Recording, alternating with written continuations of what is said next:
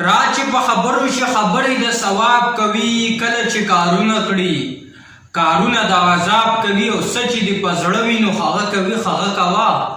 ستا سره به کم یو زورور حساب کتاب کوي. څه چې دې په زړه وي نو هغه کوي هغه کوه، ستا سره به کم یو زورور حساب کتاب کوي. او کله چې د حسن محبت او پښتو ذکر وي، خلک به شاکر ستا د شعر انتخاب کوي. السلام علیکم ملګرو، مخلص چغرزی یم. امید دی چې ټول به روغ جوړ یئ او د صحت په جامو کې به یې. ملګرو څنګه چې تاسو ته پته ده چې په فیسبوک باندې زمونږ یو پیج دی د چغرزو مازدیګر، په هغې باندې مونږ تاسو سره شعر او شاعري شریک کوو او تاسو یې خوښوئ. تاسو مونږ له داد راکوئ. ستاسو یو جهان مننه کومه. نو غوښتل مې چې په یوټیوب باندې هم تاسو ته خپل اواز در ورسوم. نو زمونږ د یوټیوب چینل نوم دی مخلص چغرزی اپیشل. که څوک غواړئ نو راشئ په یوټیوب کې مخلص چغرزی اپیشل، دا زمونږ چینل دی. په دې باندې به تاسو ته انشاءالله تعالی چې شعر او شاعري او دغه شانتې نورې ښکلې ښکلې ویډیوګانې ستاسو سره شریک کوو. او امید دی چې ستاسو به ډېرې زیاتې خوښېږي. په آخر کې به زه د فاروق سالار صاحب یو کلام تاسو سره شریک کړم.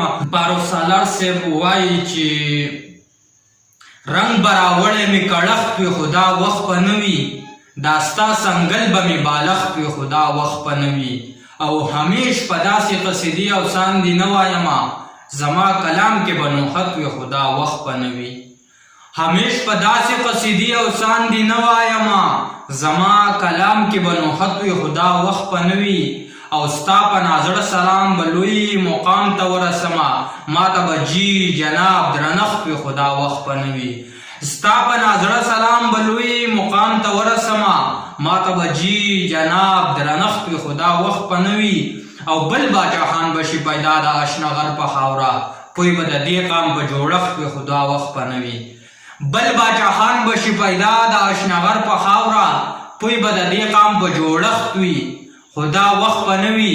او فاروق سالار به ترې په لارې سفر تللی وي، نو بیا که یې دوی سره ارزښت وي خو دا وخت به نه وي. ډېره زیاته مننه کوم ملګرو چې چېرته هم یې الله ښاد او آباد او خوشحاله ساته. ما هم په خپلو دعاګانو کې یاد ساتئ. د الله په امان.